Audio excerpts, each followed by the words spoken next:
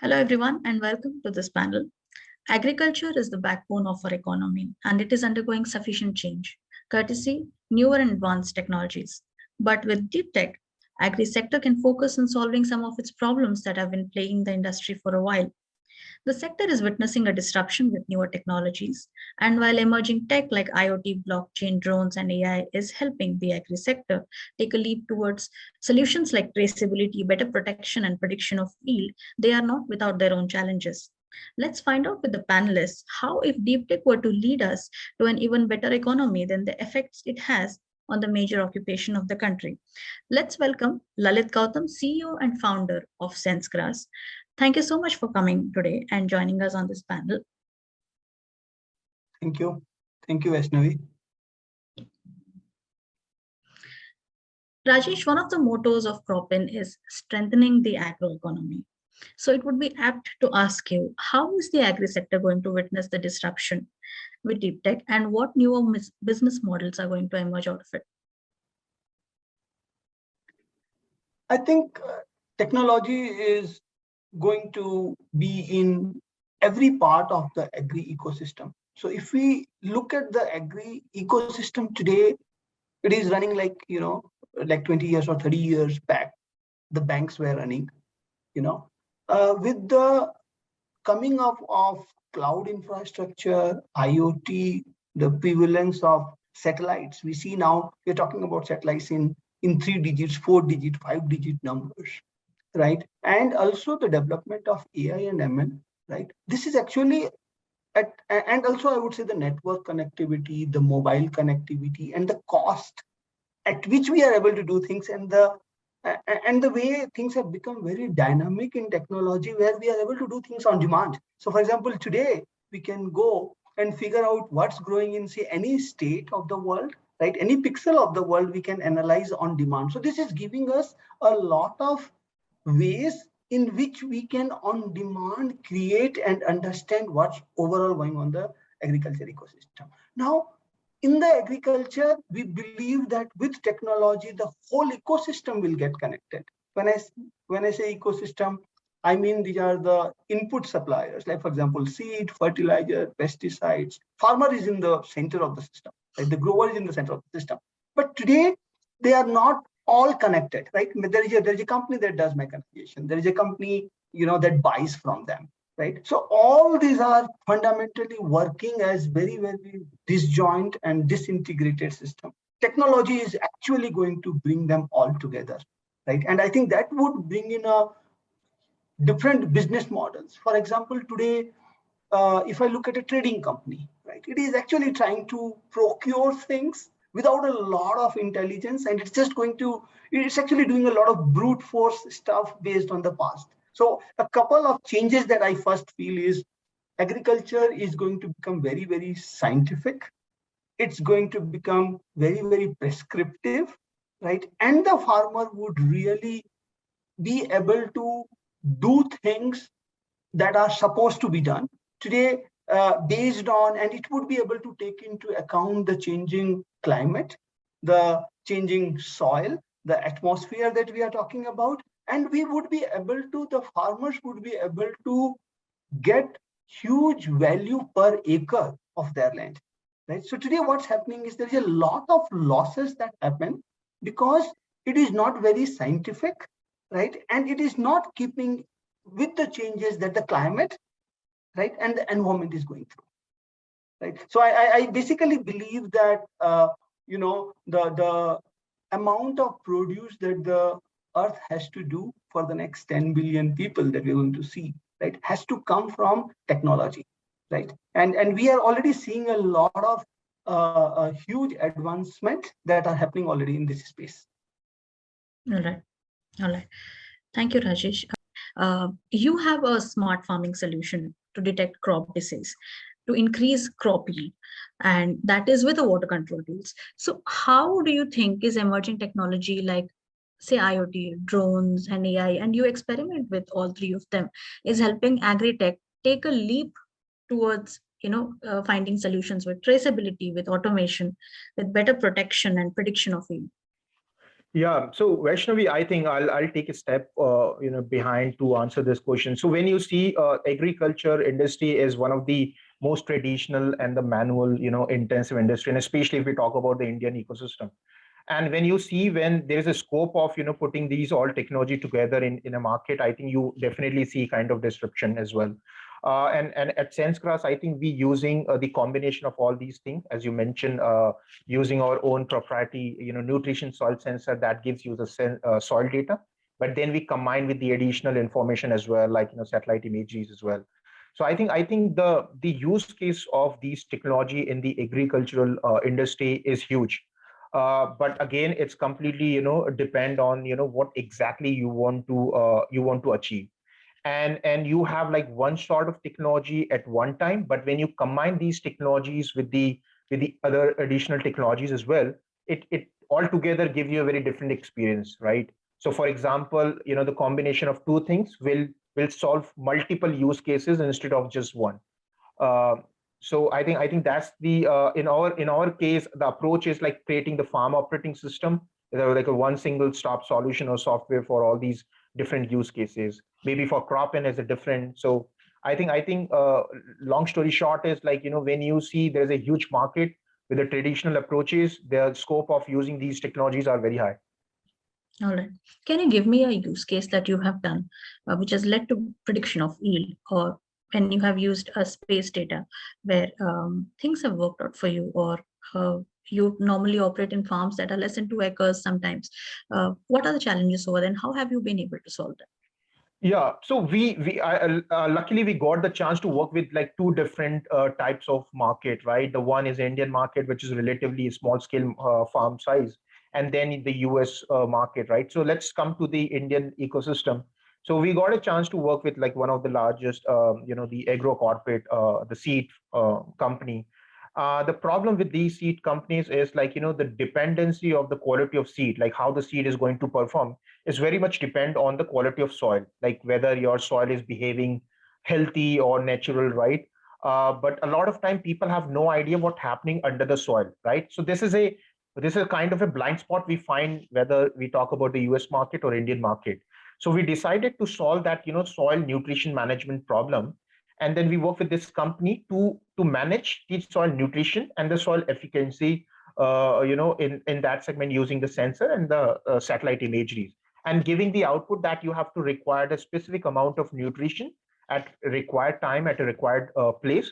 So your soil will perform much better, and your main product, which is the seed, can perform much better. So this is one of the example, but then there are several example with the different use cases. Sure. Thank you, Lalit. Thank you for giving us that comparison. We will get back to you because you're operating into the US ecosystem now as well. So Yes. there might be some lessons that we learn from there in terms of deep tech appetite. And then we'll see how we can use it for the Indian ecosystem as well. Moving on to you, Rajesh.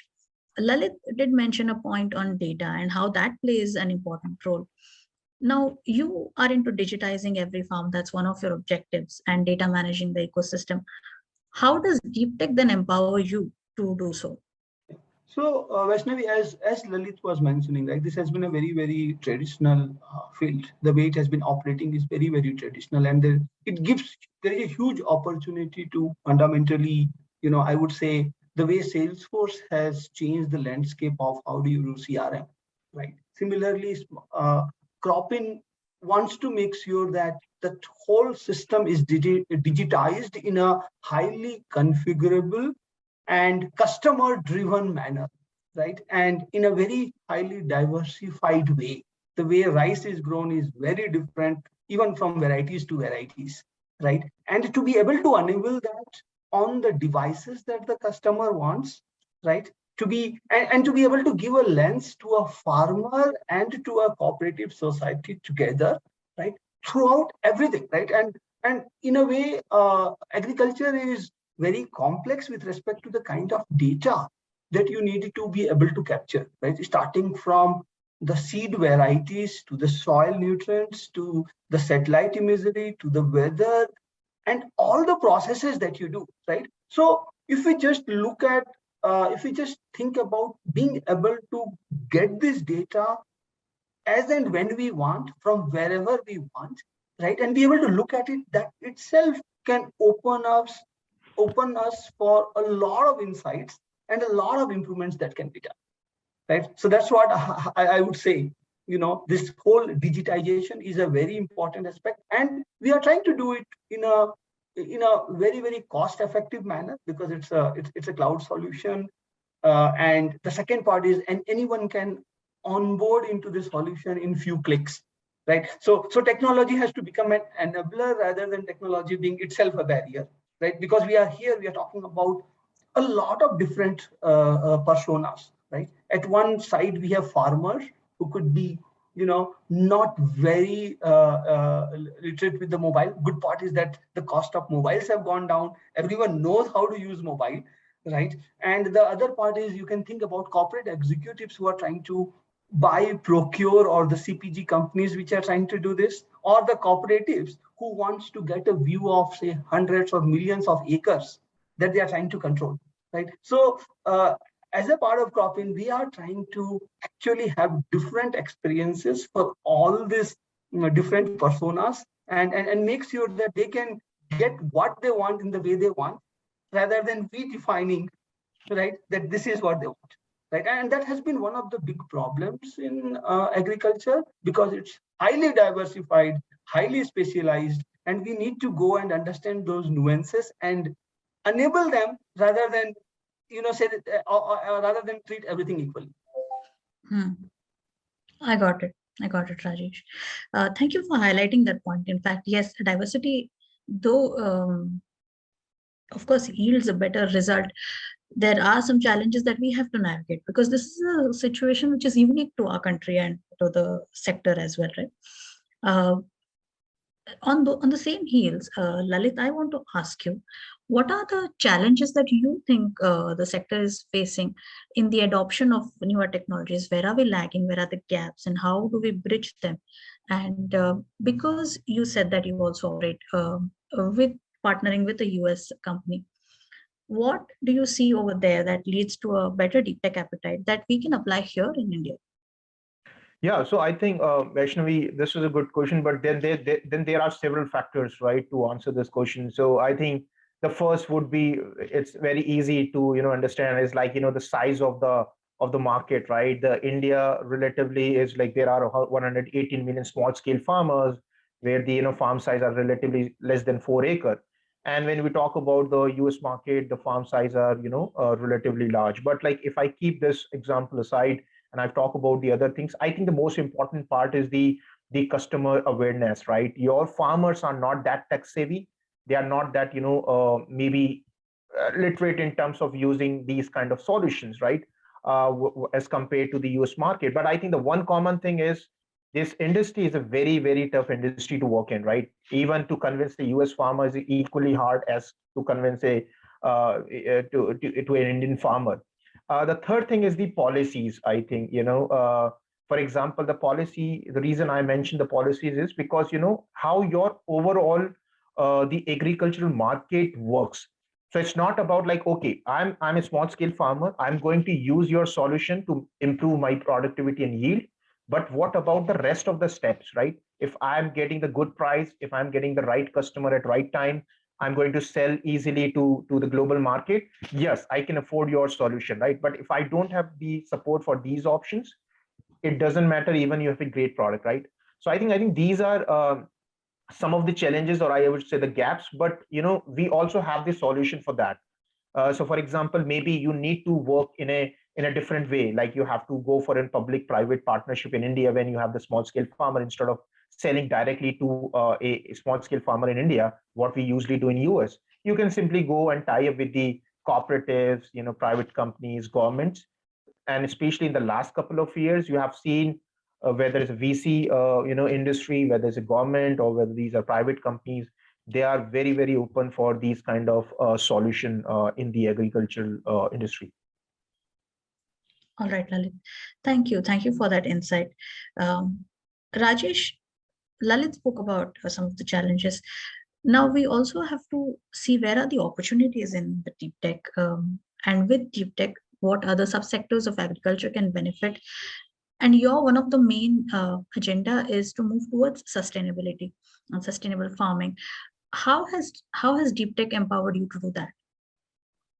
So I think, there are various aspects of sustainability all the way from, I would say right farming practices, right? Where, to all the way to say, how can we say do a carbon capture and actually make sure that the farmer benefits from the carbon capture, both from monetary perspective and also from, increasing probably the nutrients of the soil, right? So it has all these angles actually, right? And also sustainability has different things like, you could say a diversity of things that people typically do in their farm, do a rotation of the crops, right? Make sure that they use right amount of water, right amount of nutrients, right amount of pesticide. Now, today in a very traditional approach, right? If you see, as Lalit was mentioning, if you just look at today the policies of free power and free water encourages us to probably, misuse water and power,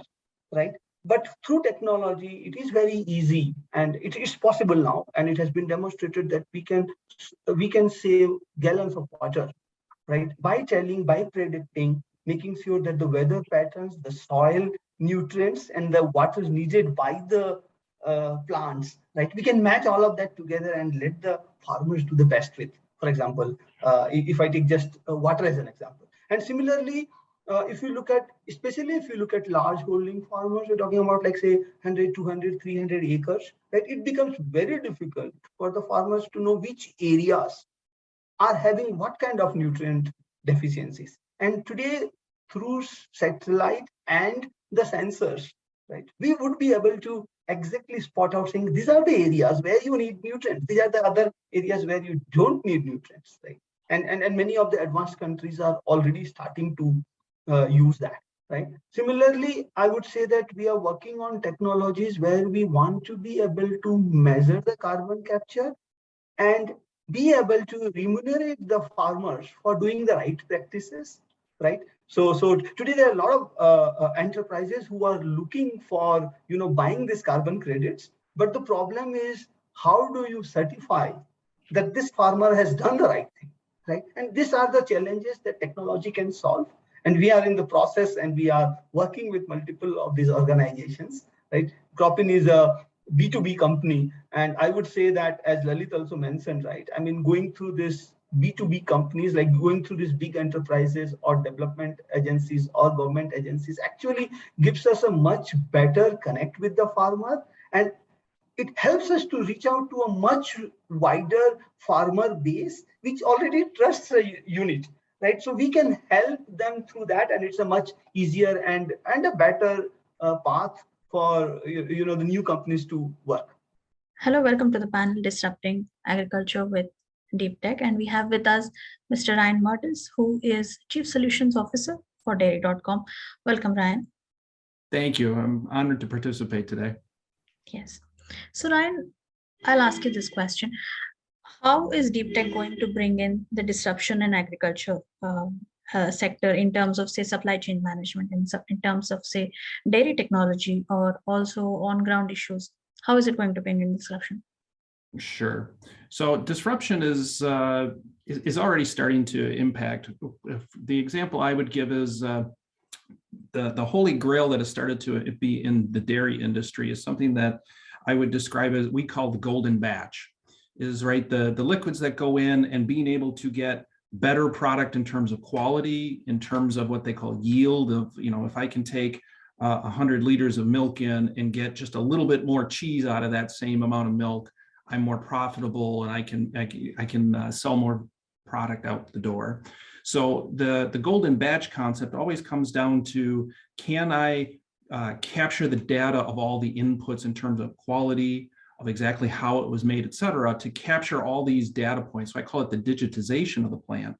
But the other piece that it brings to it, where the deep tech really comes into, is where we are starting to apply machine learning to it to say, for example, how do we get to see new insights into how this additional aspect can improve, let's say, yield or product quality? It's showing up in a couple different industries.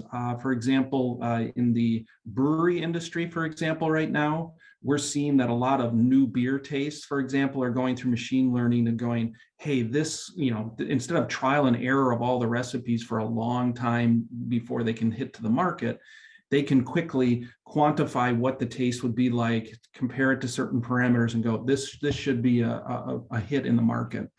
And then, as I was alluding to in dairy, what we're seeing is that, here's an example that we've seen recently, is that we have found that or I should say some of our customers have found that if you can take milk from an animal and get it to cold at a quicker point, you actually get more product in terms of cheese yield. And that was something that 10 years ago we didn't know. But again, as people are getting more and more data and feeding it through and getting this machine learning type of deal, we can improve the operations to be more efficient, create better product, and hopefully less waste for to continue feeding this growing world. So that would be one example. Got it. What are the challenges in the ecosystem? Also, with newer technologies coming in, what necessary infrastructure needs to be put in? And there might be different sort of challenges with that as well. How do you navigate those? Sure. I think and this is actually a great example of the DeepTech piece, is that it's actually getting easier to implement deep tech as things go forward. And I would call it the Internet of Thing devices is the perfect example. One of our sister companies specializes in field management. And what they have developed is the ability to track how fertilizer is being applied to a field by a 6 meter by 6 meter area. And then they can also keep track of like the plantings and the harvesting to say, what am I actually getting for yield, not for my field as a whole, but down to a 6 meter by 6 meter area to say, hey, where is the optimal way to do it? And you go, okay, that's improving the product. But the key there is that the technology is getting easier and easier to do. Like if you just said, do this 5 years ago, the answer would have been spend, hundreds of thousands of rupees to put that into a tractor. And the answer is you can now do that with like 5,000 rupee devices to capture that data. And the way I've described it is that the ability of the tech to be more cheap and to capture it right there in real time is allowing the smaller players to take advantage of the things that historically have only been for the largest players. They now can do that. And it's really shifting the focus away. And this is coming from one of my, the other officers in the company, is really shifting the story of not just, hey, it's only, like growing is only about the yield, how much I get out of it. It's actually looking at it and saying, where is it profitable to plant in my field? Because the answer might be, this portion of the field isn't where I should be putting my effort. I should be concentrating over here and being able to improve my yields or my profits, really, so that I can have the funding to invest further into other areas of my operation. Got it. So what are the opportunities with deep tech in various subsectors of agriculture, and how do we ensure using deep tech that we move towards sustainability as well? Yep. And actually that last example that I had of the spreading data is actually part of the sustainability, right? Because you not only can you keep track of what your feed that's being applied, you can also keep track of what the wind speed was when you applied it, so that you can prove, I didn't do it when it was a 20 kilometer an hour wind blowing through type of deal, that I did it in optimal conditions, so that you can start to provide what I would call proof of where the actual pieces are applied. Now, the other thing that I would say where the deep tech is helping with sustainability, and the dairy industry is one that is particularly impacted by this, is that one of the things that's happening is that consumers more and more want to have like specialized milk product, right? I want organic, or I want A2 milk, et cetera. As more and more types of milk or products that are being derived from milk are being created, it's creating more and more pressure on the processors to be able to segment those things out, because you can't make organic items before you make non-organic items, for example, in order to call it organic. And so what that's doing is it's actually creating more friction on that side. But this is where the deep tech comes in, is that we can now track using, again, like an Internet of Things device, or just capturing the data electronically. We can start to optimize that production and still be able to prove, for example, dairy historically has always had, right, what's in the milk is what it's worth, right? How much butter fat is in it, how much protein is in it, et cetera. Is that as we bring this in and we get more and more specialized, that those liquids getting commingled causes us to lose the ability to certify ourselves for, hey, this is organic or not, or A2 milk, et cetera. But what we're able to find with the tracking and blockchain and things like that is we can capture exactly how the butter fat was off the farm, how it went into the plant, how it was commingled, how it got fractionated, because again, I might want my fat to go this way to make some ghee.